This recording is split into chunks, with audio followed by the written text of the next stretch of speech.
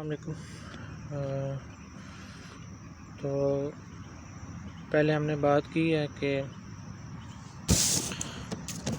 Environment feelings of insecurity, عدم تحفظ کا جو شدید احساس ہے اس کے بارے میں، تو وہ مکمل آپ کو میں نے بتایا کہ وہ کیا چیز ہے۔ تو نیکسٹ ٹاپک جو ہے وہ اس پہ میں ویڈیو بنا رہا ہوں۔ تو آج جو نیکسٹ ٹاپک ہے وہ ہے نفس کی پہچان اور جہاد بن نفس کے بارے میں جو ہم سیکھ رہے ہیں، اس کے حوالے سے جو آج کا ٹاپک ہے وہ ہے سینس آف انالائسس، یا اسے ہم کہیں گے تجزیہ کاری۔ ٹھیک ہے، زندگی کے ہر موڑ پہ، ہر لمحہ جو ہے ہمیں ایک فیصلہ کرنے کی ضرورت ہوتی ہے۔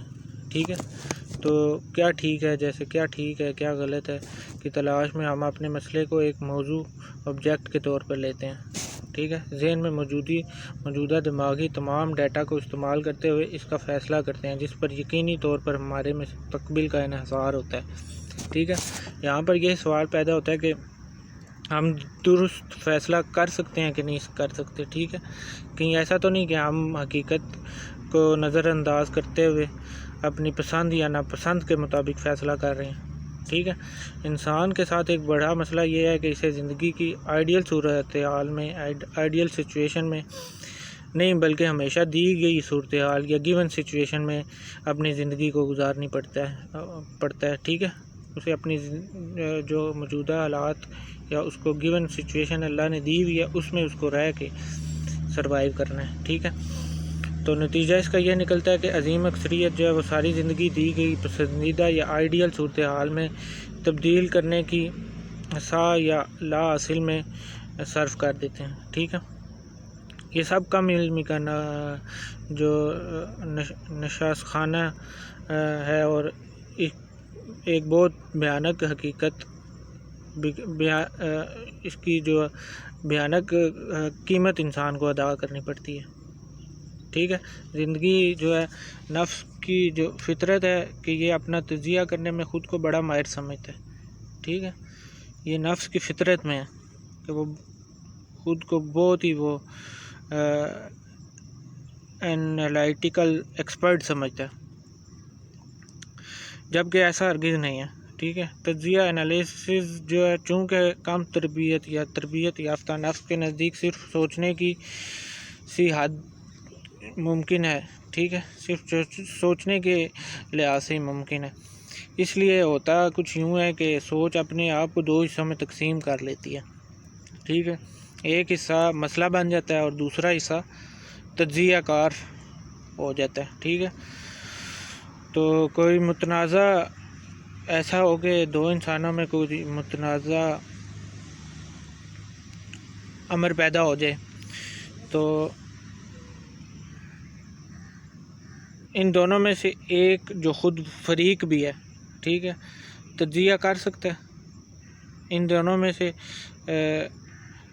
ایک کوئی انصاف کر سکتا ہے، ایسا ممکن نہیں ہے۔ ٹھیک ہے، جو خود فریق ہو وہ خود انصاف بھی کرے، ایسا ہو نہیں سکتا۔ ٹھیک ہے، کسی تیسرے کی ضرورت پڑتی ہے، ہمیں تھرڈ پارٹی کی ضرورت پڑتی ہے۔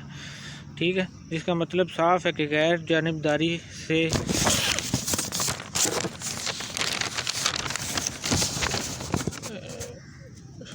اس کا مطلب صاف یہی ہے کہ غیر جانبداری سے ہی درست فیصلہ ہوگا۔ غیر تربیت یافتہ نفس کے ساتھ مسئلہ یہ ہے کہ یہ کبھی بھی غیر جانبدار نہیں ہو سکتا، کیونکہ اسے خود اپنی ذات سے اتنی محبت اور ہمدردی ہوتی ہے۔ تو ایسی ہمدرد سوچ کے ساتھ کوئی خود سے انصاف کر سکتا ہے؟ یہ سوال ہے۔ ٹھیک ہے، درست فیصلہ کرنے سے اپنے اچھے فیصلے کا تمام دار و مدار جو ہوتا ہے اپنے فیصلے پہ، ٹھیک ہے، اور درست اور غیر جانبدار جو تجزیہ ہے کم عقل یا کم عقل سے یعنی محدود سوچ پر اعتبار پر ہرگز ممکن نہیں ہو سکتی۔ ٹھیک ہے، کسی تیسرے کی ضرورت پڑتی ہے، اس کے لیے بصیرت درکار ہوتی ہے، اس کے لیے نظر جو ہے یا بہت تیز نظر، گہری نظر جو ہوتی ہے وہ ہمیں اس کے لیے چاہیے ہوتی ہے تجزیہ کرنے کے لیے۔ ٹھیک ہے، ایک ایسی نظر جس میں آپ کی ذات اور آپ کے کردار کی کوئی جھلک نہ ہو، ٹھیک ہے، کوئی معاملہ نہ ہو، صرف معاملہ ہو اور معاملے کا مشاہدہ ہو، تو آپ کے اس معاملے کا اصل صورتحال کا اصل چہرہ خد و خال دکھائی دے گا، فٹ، ٹھیک ہے، جو آپ کی سوچ یا آپ کے وہم و گمان کی رسائی میں کبھی نہیں آ سکتا۔ یہاں تک کیسے پہنچا جا سکتا ہے، یہاں جو ہے وہ اتنا سمجھ لینا کافی ہے کہ سوچ جو ہے وہ خود اپنا تجزیہ نہیں کر سکتی۔ تو thought can not analysis it self, ٹھیک، تو سینس آف انالائسس جو اس کا تھا، تجزیہ کاری، یہ تھا اس کا موضوع۔ تو یہ نفس کے حوالے سے جو ہم سیکھ رہے ہیں اس کا ٹاپک تھا۔ تو امید ہے کہ آپ سمجھ رہے ہوں گے میری بات کو، تو خود کو ان گہما گہمی سے یا ان چیزوں سے نکالنے کی کوشش کریں گے کہ انشاءاللہ اللہ تعالیٰ اسباب بھی پیدا کرتا ہے اور راستے بھی کھولتا ہے، اور راستے اور تب بھی کھلتے ہیں جب انسان کی نیت ہو۔ اگر نیت ہی نہ ہو کسی کام کرنے کی تو پھر وہ کام کیسے ہوگا، ٹھیک ہے، خود نہیں ہو سکتا، خود سے کچھ بھی نہیں ہوتا، ٹھیک ہے۔ تو بیسک چیز سمجھانا یہاں یہی ہے کہ پہلے سیکھیں کہ ہم ہے کیا چیز، ہمارا نفس کیا ہے، ہماری پرسنالٹی کیا ہے، شخصیت کیا ہے، ٹھیک ہے، اور پھر اس کو درکار کیا ہے، پھر ہمیں چاہیے کیا ہے، ٹھیک ہے، وہ سمجھیں اور پھر اپنی زندگی گزاریں۔ یہ ایسے لکیر کے فقیر نہ بن جائیں، جیسے بڑوں نے گزاری ہے ہم بھی ویسے ہی گزاریں گے، نہیں، ایسے نہ کریں۔ اگر مثال کے طور پر اگر کوئی بڑا آپ کا کوئی نمبردار لگا ہے کسی گاؤں کا، تو آپ بھی نمبردار بنو گے، یا کوئی بڑا وکیل ہے تو آپ بھی وکیل بنو گے۔ یہ ٹھیک ویسے ہی ہے، اپنا لائف سٹائل یا اپنی پرسنالٹی کو بنانا بھی ویسا ہی ہے کہ ہم باقاعدہ جو دوسرے جو ہمارے بڑے زندگی گزار کے آئے ہیں ہم بھی اسی طرح زندگی گزاریں، نہیں، ہمیں خود کو چینج کرنا ہے یا نسل کو چینج کرنا ہے۔ اور اگر ہم چاہتے ہیں کہ ہم اپنے اصل کی طرف، یا جو مسلمان کی حیثیت اس دنیا میں اللہ تعالیٰ نے رکھی ہے اس کی طرف واپس جانا ہے، یا وہ عزت اور وقار ہمیں چاہیے واپس، تو پھر ہمیں خود کو بدلنا ہوگا، ٹھیک ہے۔ جو چیزیں، یہ نہیں ہے میں کہہ رہا کہ میں اپنے بڑوں کو غلط نہیں کہہ رہا، یہاں پہ یہ کہہ رہا ہوں کہ جو چیزیں بڑے کرتے ہوئے آئے ہیں یا کچھ چیزیں بڑوں نے غلط بھی تو کی ہوتی ہیں نا، تو وہ اس کو رپیٹ ہم نے نہیں کرنا، ٹھیک ہے۔ ہم نے اپنی سوچ کو یا اپنے علم کو ساتھ لے کے چلنا ہے اور خود فیصلہ کرنا ہے کہ کیا صحیح ہے اور کیا غلط ہے، ٹھیک ہے۔ تو جب اس طرح ہم کوشش کریں گے تو انشاءاللہ پھر ہمارے لیے راستے بھی کھلتے جائیں گے اور اللہ تعالیٰ ہمیں ہمت بھی دیتا جائے گا۔ تو اگر ہم نے ٹک ٹاکر بننا ہے یا صرف یوٹیوبر بننا ہے یا سنیک ویڈیوز اپلوڈ کرنی ہے ڈانس کرتے ہوئے، مختلف یہ جو سٹنٹ کرتے ہوئے، تو ہم کوئی وہ لکی رانی سرکس دیکھی ہے کسی نے کبھی دیکھی ہو تو آپ کو وہاں پہ ہر قسم کا کریکٹر ملتا ہے، ٹھیک ہے، ناچنے والا بھی ملتا ہے اور جانور کو نچانے والا بھی ملتا ہے، پھر وہ لڑکی جو ہے وہ ایک بڑے سے جھولے میں وہ اوپر جو ٹینٹ کے لاس پہ اتنی اونچائی پہ خود کو سٹنٹ کر رہی ہوتی ہے اور ہوا میں ایسے لہرا رہی ہوتی ہے، تو ویسی سرکٹ یا سرکس کہہ رہا ہوں سرکس کے ہمیں وہ بننا ہے، جوکر بننا ہے، تو وہ آپ کی اور ہماری سوچ ہے پھر، ٹھیک ہے۔ جوکر جو ہوتا ہے وہ آج کل کا جوکر جو ہے وہ کچھ اور ہے، ٹھیک ہے۔ یہ جوکر میرا نام کسی نے رکھا تھا، بس میں وہ زیادہ اس کے بارے میں بات نہیں کروں گا۔ میری کلاس میں تھا کوئی، اس نے میرا نام رکھا تھا جوکر، وہ مجھے جوکر کہہ کے بلایا کرتا تھا وہ انسان، یا ہم جب بھی کوئی ایسی چیز کرتے تھے، شرارتیں کرتے تھے، تو وہ انسان ہمیں جوکر کہتا تھا۔ تو اس جوکر کو میں نے اپنی زندگی میں ایسا لایا کہ بس پھر میں نے اپنی زندگی کو ہی جوکر بنا لیا۔ لیکن جب اللہ نے سمجھ اور عقل دے دی تو پھر اس سے میں نے توبہ بھی کی اور خود کو ایسے بدل لیا کہ جیسے میں ابھی پیدا ہوا ہوں، ٹھیک ہے۔ تو اصل میں کوشش بھی ہمیں یہی کرنی ہے کہ ہماری جو تربیت کی پیدائش ایسی ہو کہ وہ ابھی پیدا ہوئی ہے یا ہم ابھی پیدا ہوئے ہیں، ٹھیک ہے۔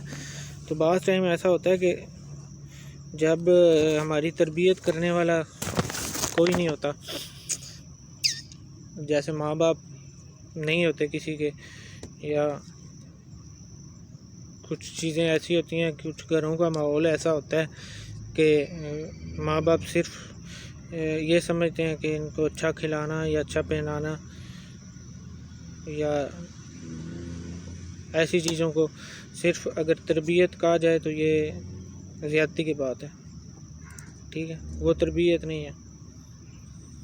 یا سوسائٹی میں کیسے رہنا ہے وہ تربیت نہیں ہے، ٹھیک ہے۔ تربیت وہ ہے کہ جو اللہ کے نبی نے ہمیں بتایا کہ اپنے بچے کو یہ تربیت دینی ہے، وہ تربیت ہے، ٹھیک ہے۔ تو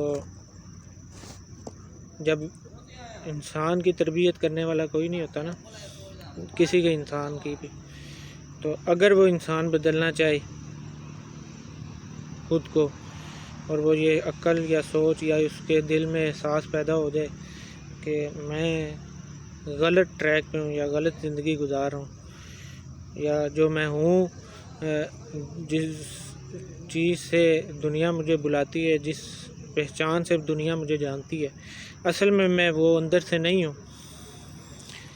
اور وہ سمجھتا ہے کہ یہ جھوٹ ہے یا زیادتی ہے لوگوں کے ساتھ، یا میں خود کے ساتھ زیادتی کر رہا ہوں، تو وہ سوچنے لگتا ہے پھر کہ میں دھوکہ اصل میں دے کسے رہا ہوں، اپنے رب کو جو سب جانتا ہے، یا اس دنیا کو جو خود دھوکہ ہے۔ تو پھر اس کی تربیت جو یہ میری ایک تھیوری ہے، ٹھیک ہے، یا میری ایک سوچ ہے، شاید آپ اس سے متفق نہ ہوں، لیکن میں اپنی رائے دے دیتا ہوں کہ پھر جب انسان بدلنے کی کوشش کرتا ہے تو پھر اللہ پاک اس کی تربیت کرتا ہے، ٹھیک ہے۔ جب انسان کوشش کرتا ہے تو پھر اس کی تربیت اللہ کرتا ہے، ٹھیک ہے۔ وہ پھر بتاتا ہے کہ میں کہاں ہوں۔ وہ کہتے ہیں نا کہ رب جب ملتا صرف محبت کرنے والوں کو ہے، یا عشق کرنے والوں کو ملتا ہے، ٹھیک ہے، یا جو اس کو دیکھنا چاہتے ہیں، یا جو اس سے پیار کرتے ہیں، اللہ تعالیٰ انہیں ملتا ہے صرف، ٹھیک ہے، باقیوں کو نہیں ملتا۔ باقی دنیا میں آپ دیکھ لیں آگے پیچھے ہمارے کتنے لوگ ہیں، یا کتنی دنیا، یا کتنے رشتہ دار ہیں، یا جہاں ہم رہ رہے ہیں، ٹھیک ہے، ہر کسی کو یہ نہیں جاننا کہ اللہ کیا ہے، ٹھیک ہے۔ تو اللہ جو ہے وہ جس کو اللہ سے غرض نہیں ہے نا، جو انسان کہتا ہے یا سمجھتا ہے کہ میرے پاس ٹائم نہیں ہے، تو وہ یہ اس غلط فہمی میں نہ رہے کہ اس کے پاس ٹائم نہیں ہے، ٹھیک ہے۔ تو وہ اصل حقیقت یہ ہے کہ وہ